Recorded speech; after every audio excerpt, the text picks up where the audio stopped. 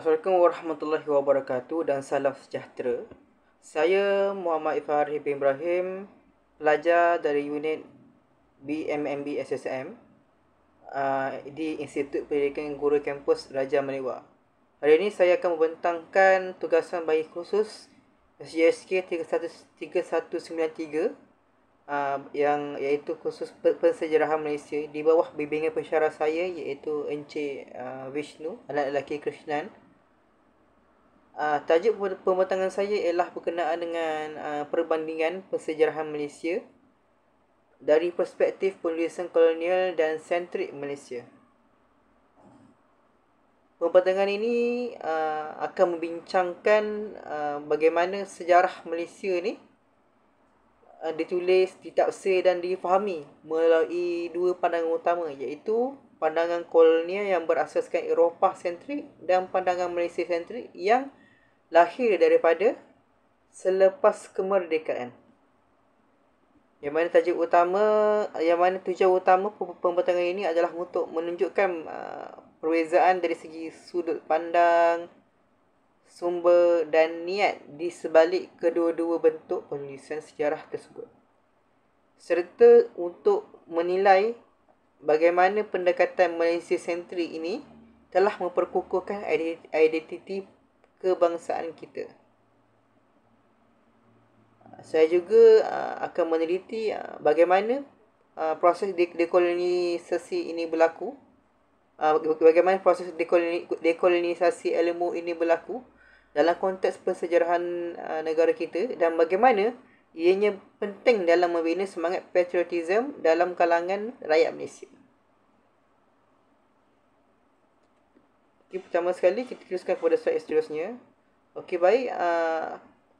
Yang mana persejarahan Malaysia ni bukan sekadar satu bidang akademik, tetapi merupakan cerminan kepada jati diri bangsa kita, yang mana ianya menunjukkan bagaimana kita ni melihat masa lalu dan bagaimana kita nak mentafsirkan perjuangan nenek moyang kita dalam nak membentukkan sebuah negara. Secara umumnya lah, penulisan sejarah boleh dibahagikan kepada dua bentuk utama. Yang mana pertama, persejarahan kolonial yang ditulis oleh sarjana British. Yang kedua pula adalah pensejarahan pasca kolonial atau Malaysia sentrik yang muncul selepas kemerdekaan. Dalam konteks ini, Anthony Milner pada 2024 telah menjelaskan bahawa tokoh kolonial seperti Richard Winstead, seperti yang telah pun dipaparkan gambar itu merupakan tokoh kolonial yang bernama Richard Winstead, yang dia ini memainkan peranan penting dalam nak membina gambaran tentang Malaya sebagai wilayah yang maju hanya selepas campur tangan British. Namun begitu, pandangan ini sangat berat sebelah. Kerana apa? Kerana ianya menafikan peranan masyarakat Melayu dan bangsa-bangsa lain dalam nak membina tamadun dan penjajahan. Sebelum penjajahan, maknanya pandangan yang dinyatakan ini sangat berat sebelah, sebab benda ni ianya menafikan peranan masyarakat Melayu dan bangsa-bangsa lain sebelum membina tamadun, sebelum penjajahan. Selepas kemerdekaan, munculnya kesedaran bahawa sejarah perlu ditulis agar lebih mencerminkan masyarakat rakyat tempatan. Sejarah juga bukan lagi tentang penjajah sebenarnya, tetapi tentang perjuangan rakyat. Yang mana ianya tentang bagaimana bangsa Malaysia mempertahankan maruah, adat dan kedaulatan bangsa kita yang tercinta ini. Oleh itu, pembentangan ini akan memperincikan bagaimana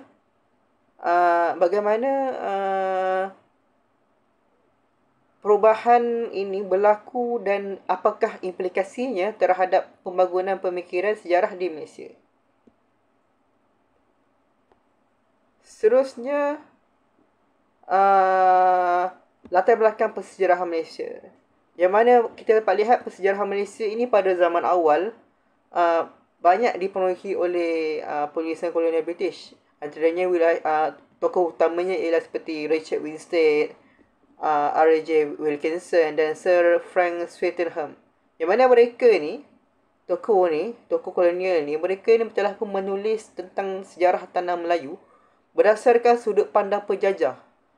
Yang mana mereka ini mementingkan sudut pandang penjajah, di mana British ni digambarkan sebagai pembawa kemajuan. Manakala orang Melayu ini dilihat sebagai masyarakat yang pasif dan statik dan kekal dengan kemundurannya. Sebagai contoh, Swettenham dalam karyanya British Malaya 1906 yang menggambarkan bagaimana British membawa keamanan dan kestabilan politik selepas campur tangan mereka. Namun, apa yang jarang ditulis ialah bagaimana masyarakat tempatan sebenarnya sudah pun memiliki sistem politik dan pemerintahan mereka sendiri. Seperti Kesultanan Melayu Melaka yang tersusun dan mempunyai kedaulatan yang tersendiri. Pandangan seperti ini telah pun membentuk naratif kolonial, iaitu satu bentuk penulisan yang memperkokoh keabsahan penjajah ini. Yang mana ia meletakkan British sebagai pelindung dan pembangun. Sedangkan hakikatnya ianya merupakan strategi untuk mengekalkan dominasi kuasa mereka. Dan setelah kemerdekaan, munculnya generasi sarjana baharu seperti Hu K. Kim dan Nik Hassan Suhaimi, Nik Abdul Rahman yang mula menulis sejarah Malaysia dari sudut yang berbeza. Yang mana mereka ini menolak pandangan bahawa kemajuan hanya datang melalui penjajahan. Yang mana sebaliknya, sebenarnya ianya menegaskan bahawa rakyat Malaysia telah mempunyai struktur sosial dan budaya yang tinggi sejak sebelumnya kedatangan Barat. Pendekatan baharu ini telah kemudian dikenali sebagai persejarahan Malaysia moden atau pasca kolonial, mana ini merupakan satu usaha untuk menulis semula sejarah dengan suara tempatan dan mendaulatkan kebangsaan Malaysia.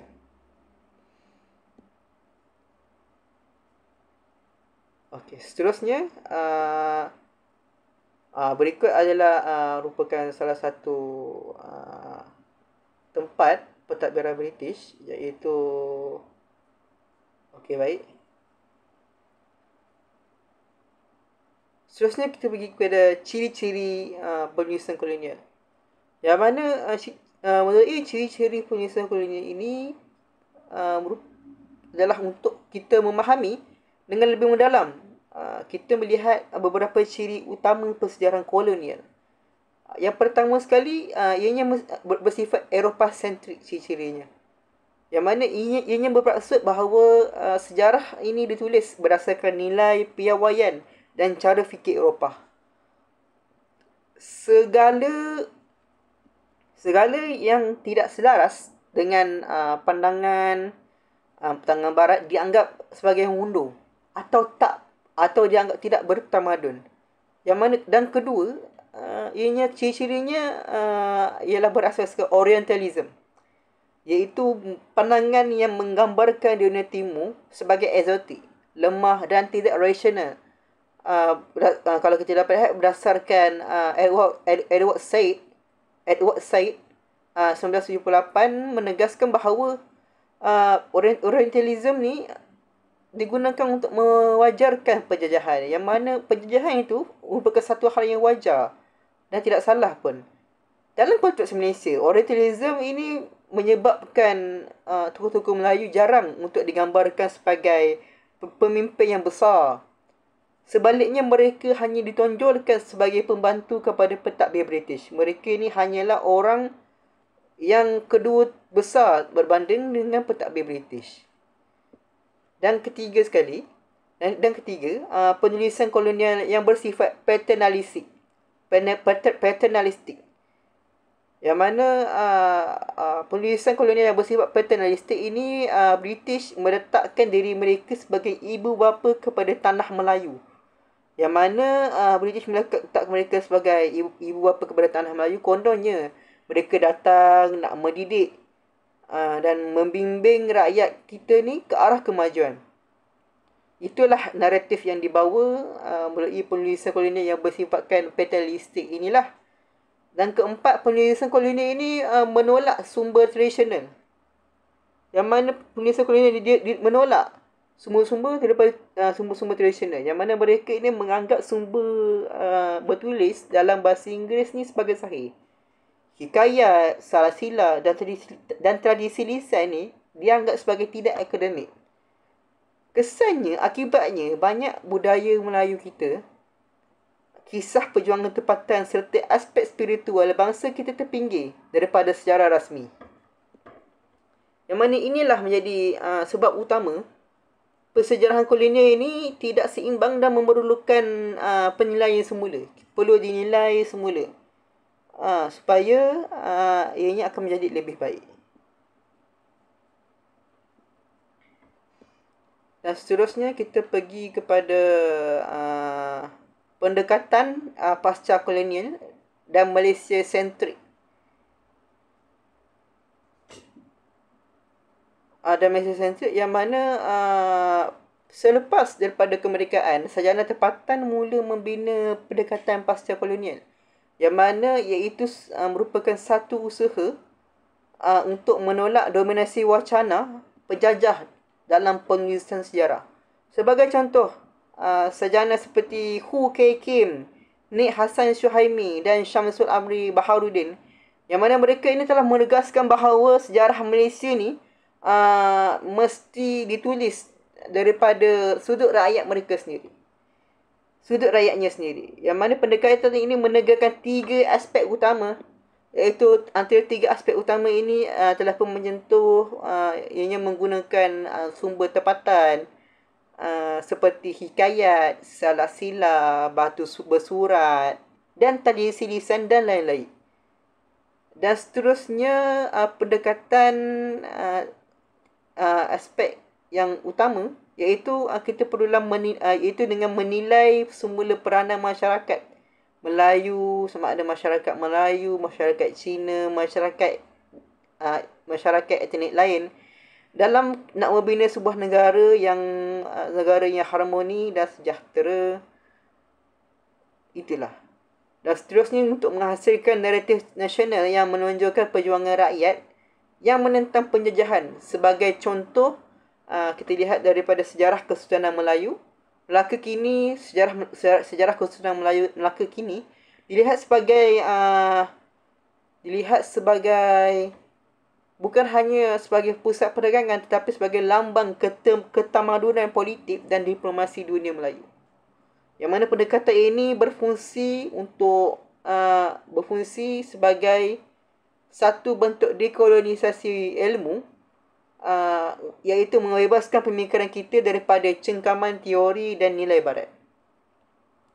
Justru persejarahan Malaysia sentrik ini bukan sekadar perubahan gaya penulisan, tetapi juga perubahan cara untuk berfikir, yang mana kita dapat lihat daripada melihat diri sebagai objek penjajahan kepada subjek sejarah yang aktif.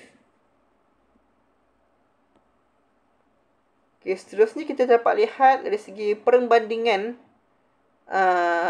penulisan kolonial dan Malaysia sentrik. Perbandingan antara penulisan kolonial dan penulisan Malaysia sentrik ini amat penting kerana di sinilah kita dapat melihat bagaimana tafsiran sejarah boleh berubah mengikut siapa yang menulisnya. Dalam penulisan kolonial, fokus utamanya ialah kuasa British. Manakala dalam penulisan Malaysia sentrik, fokusnya ialah rakyat tempatan dan perjuangan bangsa negara ini. Yang mana tujuan penulisan kolonial adalah untuk mengabsahkan penjajahan. Tujuan penulisan kolonial adalah untuk mengabsahkan penjajahan, sedangkan penulisan Malaysia sentrik adalah tujuan untuk membina identiti nasional dan mengangkat semula martabat bangsa. Penulisan kolonial ini menggunakan sumber rasmi British, sementara penulisan tempatan mengutamakan sumber sejarah bangsa sendiri. Dalam penulisan kolonial, yang mana masyarakat Melayu digambarkan sebagai lemah dan memerlukan bantuan barat. Tetapi dalam penulisan Malaysia sentrik, Malaysia digambarkan sebagai bangsa yang berdaulat, berperadaban dan mempunyai sistem politiknya yang tersendiri. Perbandingan ini menunjukkan bagaimana sejarah bukan hanya fakta, tetapi juga sebagai naratif yang dipenuhi oleh ideologi dan kuasa.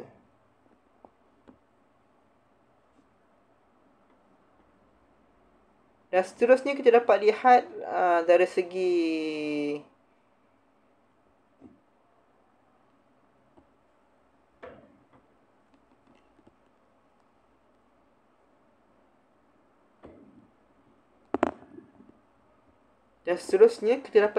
segi cabaran semasa dalam penjajahan Malaysia. Walaupun Malaysia sentrik kini semakin diterima, masih terdapat beberapa cabaran yang perlu diatasi. Yang pertama, cabaran yang perlu diatasi ialah sisa pengaruh kolonial yang masih wujud dalam bahasa rujukan dan arsip rasmi, yang mana banyak dokumen sejarah yang kita rujuk hari ini masih lagi ditulis oleh penjajah, yang mana menyebabkan bias terhadap kolonial masih tersirat dalam tafsiran. Yang kedua ialah kekurangan sumber tempatan yang sahih.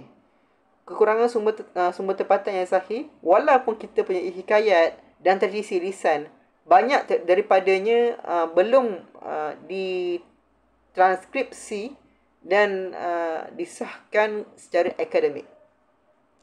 Yang ketiga, dominasi teori barat dalam bidang sejarah moden. Yang mana dominasi teori barat dalam bidang sejarah moden ni, yang mana kita masih menggunakan konsep dan teori yang diasaskan oleh sarjana Eropah. Sedangkan kita boleh membina teori berasaskan falsafah dan nilai tempatan seperti konsep daulat, adat dan maruah bangsa.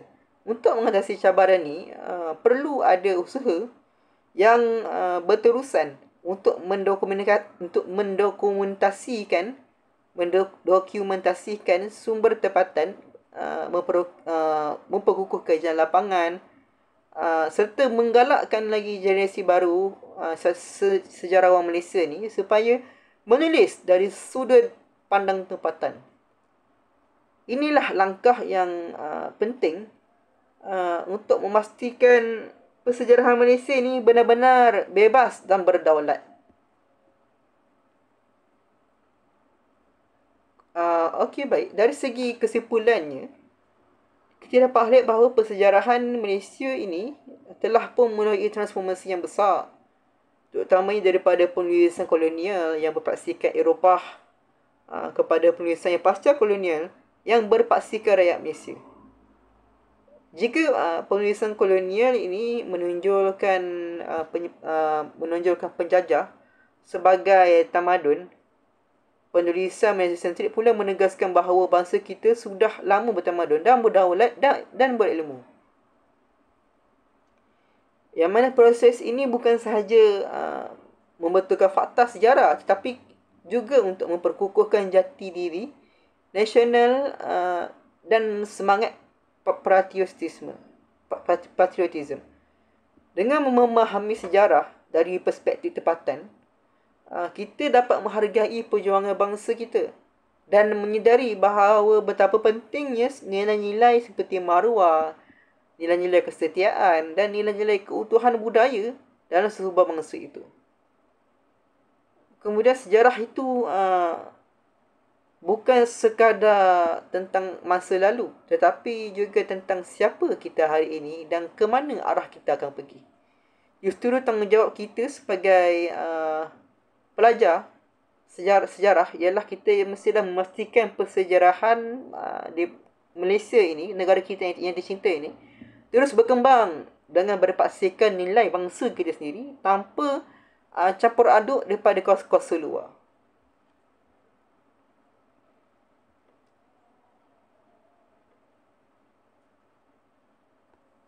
Sebelum saya mengakhiri pembentangan ini, antara rujukan utama yang saya gunakan untuk pembentangan ini adalah pertama sekali, antaranya saya sebutkan 3, Abdullah 2018, Revisiting Postcolonial Historiography in Malaysia, kajian Malaysia. Dan kedua, Milners and Wong 2024, Winstead, iaitu melalui kajian yang bertajuk Winstead Colonialism and the Malaysian History Wars, Southeast Asia Research. And dan yang ketiga iaitu Hu K. Kim 2010, yang mana tajuk jurnal artikelnya iaitu The Writing of Malaysian History, Its Development and Direction, Journals of Southeast Asian Studies, dan lain-lain. Dan banyak lagi sumber-sumber lain yang saya dapatkan untuk menghasilkan pembentangan ini. Sekian sahaja daripada pembentangan saya. Terima kasih atas perhatian yang diberikan. Assalamualaikum warahmatullahi wabarakatuh.